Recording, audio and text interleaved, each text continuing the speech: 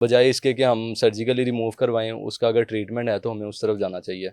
बचाना ज्यादा अच्छा है एज पर कम्पेयर टू किसी निकलवाना। चीज को काट देना। ये तो पित्ता निकलवाते हुए हम जरा नहीं सोचते, हम कहते हैं जी डॉक्टर साहब लटाओ, कदों लटाना है, दसो हुणे आ जाइए। तो जब पित्ता ही नहीं होगा तो बाद में गुर्दे मसाने में बढ़ने वाली ऐसे ही है। पत्थरियों को कौन तोड़ेगा। ये देखिए कि आपके सामने एक सर्जरी हुई है, आपने वो सर्जरी देखी, तो उसके बाद आपको पता चला, मिसाल के तौर पे हमने गॉल ब्लैडर की सर्जरियां तो मैंने आपने देखी हैं देखी जी। हैं, तो उसमें जो मैं बात करता हूँ कि उसमें पत्थरी होती ही नहीं, हाँ, पानी बाइल जो सुफरा होता है वो वही बाइल जमा होता जमा हुआ है होता है। जी।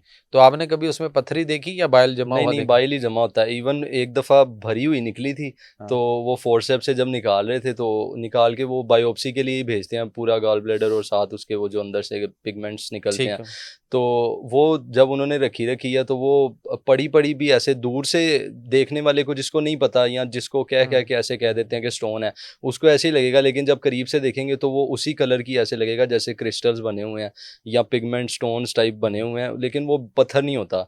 और उसको आप पिघला भी सकते हैं, जैसे वो हमने एक तजर्बा करके देखा हुआ है। जो मैंने आपको बताया था ना कि कोई स्पिरिट लैंप या मोमबत्ती जला हम्म के, तो उसके शोले के थोड़ा सा ऊपर करके उसको आर्टिफिशियल से पकड़ के, तो हम्म उसको थोड़ा सा हीट दें, तो वो मेल्ट होके मेल्ट हो जाती है। गिर जाता है ऐसे ही है। कतरों की शक्ल लेकिन में। एक और नुकसान है ना सर्जरी का, चाहे वो आप लेप्रोस्कोपिक करवा लें चाहे आप चीरे वाला करवा लें, हम्म, उसमें यह है कि जब हम कोटरी कर रहे होते हैं तो ऑल्दो के ब्लड सप्लाई तो सारी वो कॉम्प्रोमाइज़ करके रोक लेते हैं एक दफ़ा, लेकिन जब हम उसको सेपरेट कर रहे होते हैं ना तो लिवर भी डैमेज हो रहा होता है साथ साथ। तो मैंने अक्सर नोट किया है कि उसके ऊपर उस टाइम पे भी, क्योंकि हीट वहाँ पे कोटरी कर रहे होते हैं, तो ज़ाहिर है। वो बाद में कैंसर होने का खदशा हो सकता है। तो वो मेरे जहन में बड़ा एक क्यूरियोसिटी थी, तो मैंने इसके ऊपर बाद में रिसर्च भी की।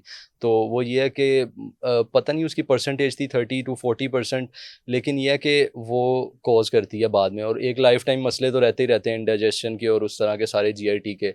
तो बजाय इसके कि हम सर्जिकली रिमूव करवाएं, उसका अगर ट्रीटमेंट है तो हमें उस तरफ जाना चाहिए। हाँ तो देखे ना, वो तेब के अंदर तो हर चीज उसके अंदर है कि आप उसमें उसको करेंगे, आपका पित्ता भी बच जाएगा और आपको सारी जिंदगी वो वाले मसाइल भी नहीं आएंगे जो डाइजेस्टिव डिसऑर्डर के हो जाते हैं पित्ता ना होने की वजह से। हम्म आपको जाइंडस हो सकता है, पीला यरकान, नीला यरकान, काला यरकान, हेपेटाइटिस सी, जिगर सिकुड़ सकता है, पेट में पानी आ सकता है, आगे चल के फिर जिगर कैंसर तक चला जाता है। हम्म, तो इन सारी चीज़ों को ज़ाहिर है वो देखने के हद तक ठीक है वहाँ पे, पर उसको ये पता चलता है कि इसको बचाया कैसे जा सकता था। बिल्कुल जी। तो बचाना ज़्यादा अच्छा है एज पर कम्पेयर टू कि किसी निकलवाना। चीज़ को काट देना। क्योंकि अक्सर पेशेंट मुझे भी आके कहते हैं जी हमारे पित्ते में दर्द हो रही थी। अब दर्द हो रही है तो दर्द का हल, वो कहते हैं जी हमने मुख्तलिफ दवाइयाँ खाई, दर्द नहीं ठीक हो रही थी। तो फिर डॉक्टर ने कहा जी अब दर्द जो है उसका कोई और हल नहीं हो रहा, तो आप ऐसा करें कि पित्ता ही निकाल लें।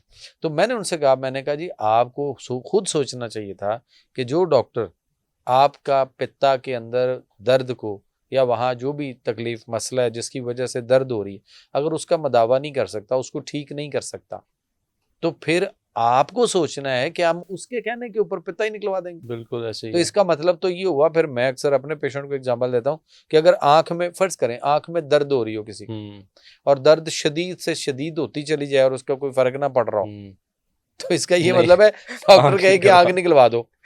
तो आंख निकलवाने की जब कोई बात करेगा तो वहां पे हम सोचेंगे हाँ नहीं नहीं, क्या यहाँ कह से रहे हैं। निकलो, ये आंख निकाल दे तो फिर अंधे हो जाएंगे, क्या करेंगे। ऐसे ही तो है। पित्ता निकलवाते हुए हम जरा नहीं सोचते, हम कहते हैं जी डॉक्टर साहब लटाओ, कदों लटाना हम्म है, दसो हुणे आ जाइए, सुबह आ जाए, हम्म, पर लटाओ निकाल दो।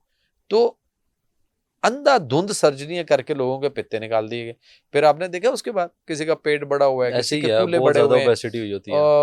मोटापा बहुत ज्यादा आ रहा है, हम्म उसके बाद खुराक सही हजम नहीं हो रही, दोनों वाले बिल्कुल। सुबह के खाए रात रात तक को जो हजम है हो रहे होते वो हैं। भी हजम नहीं होते, ऐसे और ही है। शाम को फिर उसे पूछो कुछ खाना कभी पेचिश कभी कब्ज, हाँ ये वाले वो तो मसले। रहना है। देखें, अगर वो सुफरा ज्यादा जिस्म के अंदर ब्लड में चला गया तो फिर आपको लूज मोशन शुरू हो जाएंगे। ऐसे ही है।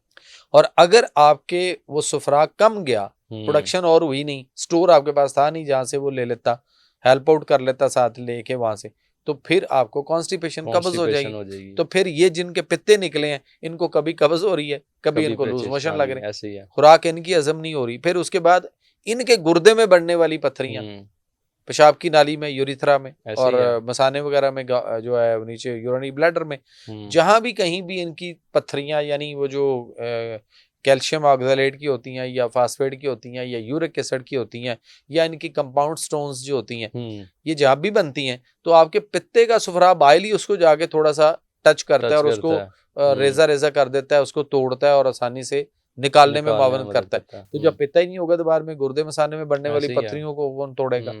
हर्निया भी बाद में इसी वजह से हाँ, मरीज़ों वो में चाहता आ है। रहा होता है उन मरीज़ों में, क्योंकि वो जिसको हम तिव में दर्द कोलंज कहते हैं, या इंटेस्टाइन्स में वो जो फ्लैचुलेंस वगैरह बढ़ रही होती है, वो भी इंडाइजेशन की वजह से ही हो रही होती है। फिर मरीज़ जो है वो बेचैनी में घूम रहे होते हैं कि अब पित्ता तो निकल गया, अब लाइफ टाइम मेडिसिन ही खाएं।